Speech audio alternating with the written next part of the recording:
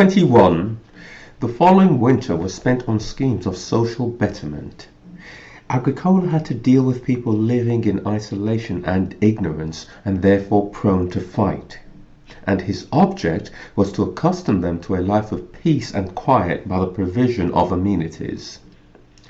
He therefore gave private encouragement and official assistance to the building of temples, public squares, and good houses. He praised the energetic and scolded the slack. And competition for honor proved as effective as compulsion. Furthermore, he educated the sons of the chiefs in the liberal arts and expressed a preference for British ability as compared with the trained skills of the Gauls. The result was that instead of loathing the Latin language, they became eager to speak it effectively. In the same way, our national dress came into favour and the toga was everywhere to be seen. And so the population was gradually led into the demoralizing temptations of arcades, baths, and sumptuous banquets. The unsuspecting Britons spoke of such novelties as civilisation, when in fact they were only a feature of their enslavement. 22. The third year of Agricola's campaigns brought him into contact with fresh peoples, for the territory of tribes was ravaged as far north as the estuary called the Tay. Our army was buffeted by furious storms, but the enemy were now too terrified to molest it. There was even time to spare for the establishment of forts. It has been observed by experts that no general ever showed a better eye for ground than Agricola. No fort on a site of his choosing was ever taken by storm, ever capitulated, or was ever abandoned. On the contrary, the garrisons could frequently venture upon sallies, for they were secured against protracted siege by having supplies sufficient for a whole year. And so winter in these forts held no terrors, and every commandant could look after himself. The enemy were baffled and in despair. They could no longer retrieve the losses of the summer by successes in the winter, but were equally hard-pressed at both seasons. Agricola was not greedy of fame and never tried to steal the credit for other men's work. Every centurion and prefect found in him an honest witness to his merit. According to some accounts, he was harsh in reprimand, and certainly he could make himself as unpleasant to the wrong kind of man as he was agreeable to the right kind. But his anger left no hidden malice in his heart, and you had no need to fear his silence. He thought it more honourable to hurt than to hate. 23. The fourth summer was spent in securing the districts already overrun. And if the valour of our army and the glory of Rome had permitted such a thing, a good place for halting the advance was found in Britain itself. The Clyde and the Forth, carried inland to a great depth on the tides of opposite seas, are separated only by a narrow neck of land. This isthmus was now firmly held by garrisons, and the whole expanse of country to the south was safely in our hands. The enemy had been pushed into what was virtually another island. 24. Agricola started his fifth campaign by crossing the river Annan, and in a series of successful actions subdued nations hitherto unknown. The side of Britain that faces Ireland was lined with his forces. His motive was rather hope than fear. Ireland, lying between Britain and Spain, and easily accessible also from the Gallic Sea, might serve as a very valuable link between the provinces forming the strongest part of the empire. It is small in comparison with Britain, but larger than the islands of the Mediterranean. In soil and climate, and in the character and civilization of its inhabitants, it is much like Britain, and its approaches and harbours have now become better known from merchants who trade there. An Irish prince, expelled from his home by a rebellion, was welcomed by Agricola, who detained him nominally as a friend in the hope of being able to make use of him. I have often heard Agricola say that Ireland could be reduced and held by a single legion with a fair-sized force of auxiliaries, and that it would be easier to hold Britain if it were completely surrounded by Roman armies, so that liberty was banished from its sight. 25. In the summer in which his 6th year of office began, Agricola enveloped the tribe to be on the 4th. Fearing a general rising of the northern nations and threatening movements by the enemy on land, he used his fleet to reconnoitre the harbours.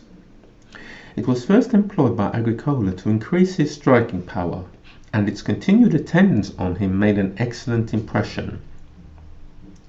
The war was pushed forward simultaneously by land and sea, and infantry, cavalry, and marines, often meeting in the same camp, would mess and make merry together.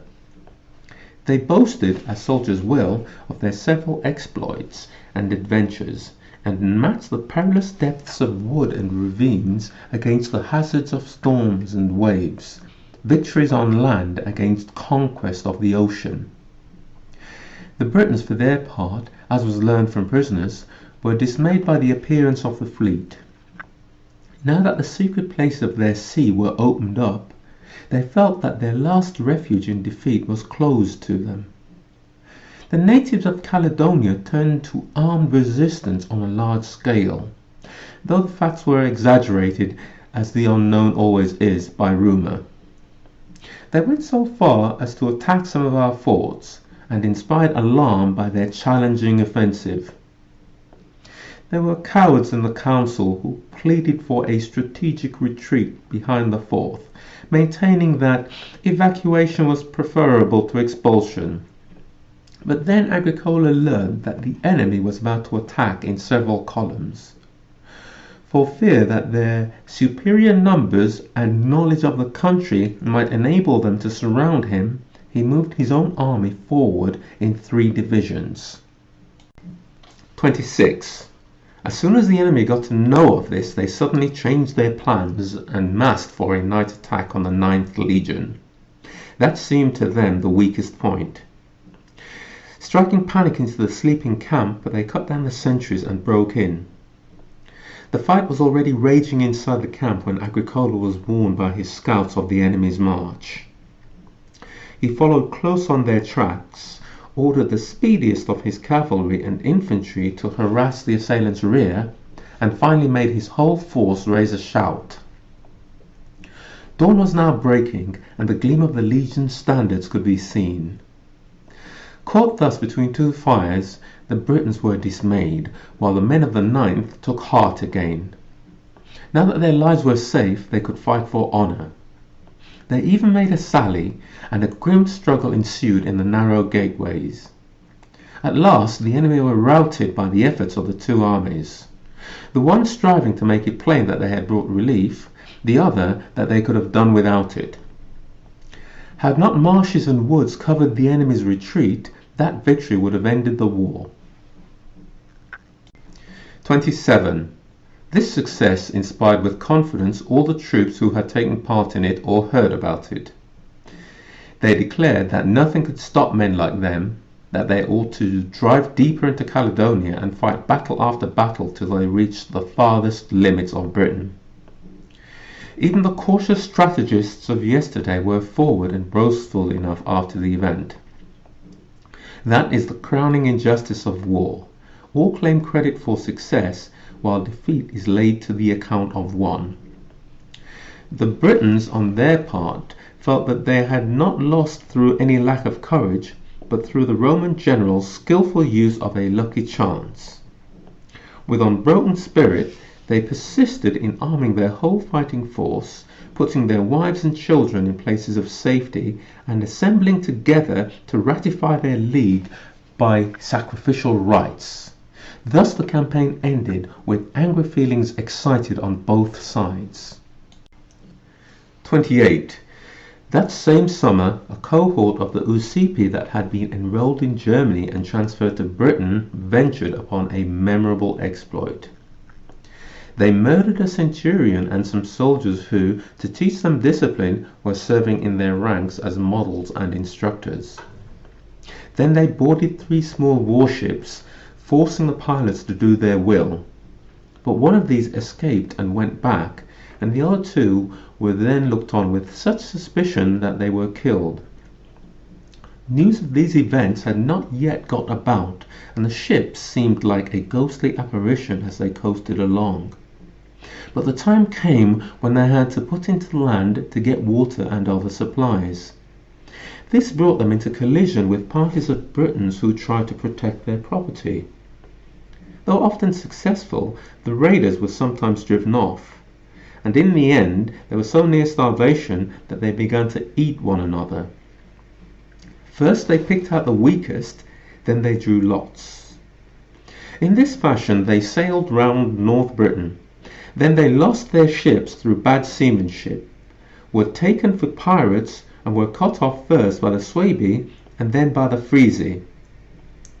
Some of them were sold as slaves and passed from hand to hand till they reached our bank of the Rhine, where they gained notoriety by telling the story of their wonderful adventure. 29. At the beginning of the next summer, Agricola suffered a grievous personal loss in the death of a son who had been born a year before. He accepted this blow without either parading the fortitude of a Stoic or giving way to passionate grief like a woman. The conduct of the war was one means he used to distract his mind from its sorrow. He sent his fleet ahead to plunder at various points and thus spread uncertainty and terror. Then, with an army marching light, which he had reinforced with some of the bravest of the Britons who had proved their loyalty by long years of submission, he reached Mount Graupius, which he found occupied by the enemy. The Britons were, in fact, undaunted by the loss of the previous battle, and were ready for either revenge or enslavement. They had realized at last that the common danger must be warded off by united action, and had sent round embassies and drawn up treaties to rally the full force of all their states. Already more than 30,000 men could be seen, and still they came flocking to the colours. All the young men and famous warriors whose old age was fresh and green, every man wearing the decorations he'd earned. At that point, one of the many leaders, a man of outstanding valour and nobility named Calgacus, addressed the close-packed multitude of men clamouring for battle.